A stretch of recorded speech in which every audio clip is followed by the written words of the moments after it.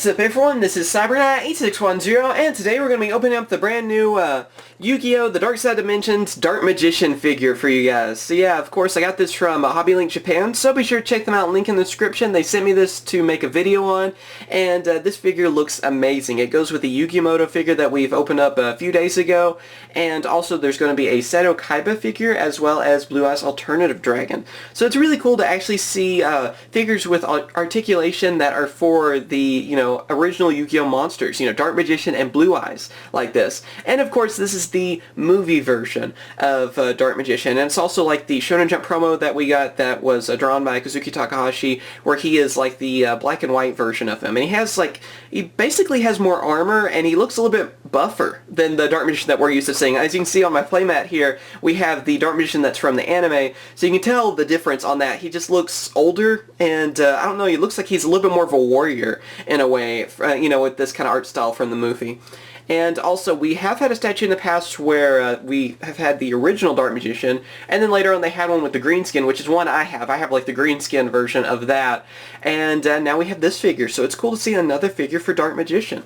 So of course, here's the front of the box. You can see that you have the staff right here, which looks really awesome. I believe he has some different hands that you can use for him, as well as different faces, just like the Yugi figure. All kinds of articulation, it looks like, too. I like how he has, he's crossing his arms on that. That's the kind of pose I think I'm going to go with for him, which just looks awesome. Here's one side of the box. You can see here a little bit of a close-up on his face, as well as the back, showing you different poses you can go with. It does include a stand, just like with the Yugi figure, and there is both of them right there. I'm going to try to go pretty much with that same setup and put that on my shelf with Dark Magician and Yugi. Make it look like he's summoning Dark Magician.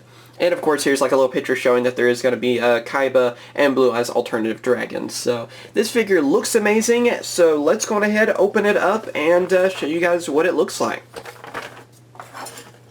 Here we go, open it from the top. Oh, okay. Thought there was a piece of tape there. Makes it a little bit easier. Slide it from the box. I've been saving some of these figure boxes. I don't know, I probably should save all of them on that, so I'm not going to damage that. I'm going to be very careful. And there, the stand was still in the box, so we have this. Here's how to put together. It's really simple to put these together, too. So there we go. And I believe that's everything, right? Yeah, there's not like any instructions on the bottom. Well, the Yugi figure didn't come with instructions either, but these figures are very simple to put together, so there's really not a need either. And then, of course, you can kind of see everything a little bit better in this. Have the staff, which is really cool looking. I don't know if you guys there, if you'll focus in on it. That looks awesome. I don't know, this version of Dark Magician to me looks a little bit more as realistic looking as Dark Magician would look, or I feel like he would look like if he was real.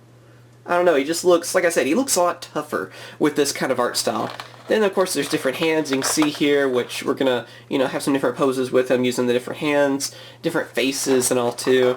So let's see.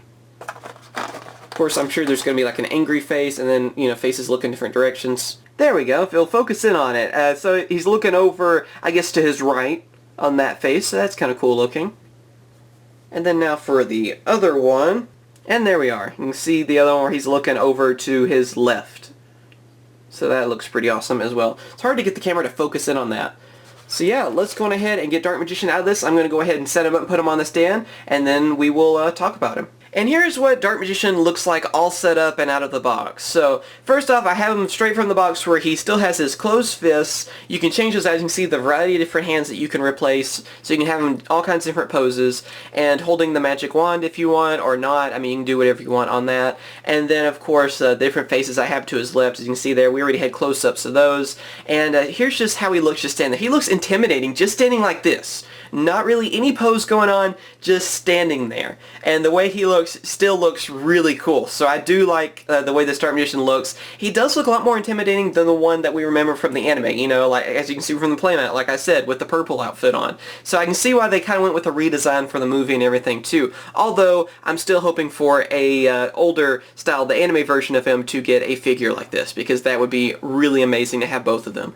But as you can see, a lot of detail on this figure. It looks really nice. There's all kinds of articulation with this figure as well. Kind of the usual articulation that you would expect, whether it be in the ankles, wrists, his feet, arms, legs, you know, just all over, just about. I mean, there's so many different poses you can go with in this figure, so that makes him look really nice. And even his cape, like the cape that he has on him, can even move. So that makes it really nice. It doesn't get in the way of the poses then, and makes it so you have so much variety that you can do with this figure. So what I really like about this figure is, first off, the different detail. Like I said, I mean, you could just see whenever the figure is spinning around, all the different work that they put into it. It just looks really amazing. This Dark Magician, like I said too, he does look really intimidating. Like, it looks awesome. He looks like the type of magician that can fight Blue Eyes White Dragon. You know, he just looks a lot tougher on that. And just even the spikes and points and stuff on his armor, I guess you would call it armor, his robe, I guess technically, just looks amazing. And also, this makes it too, with all this articulation that's in him,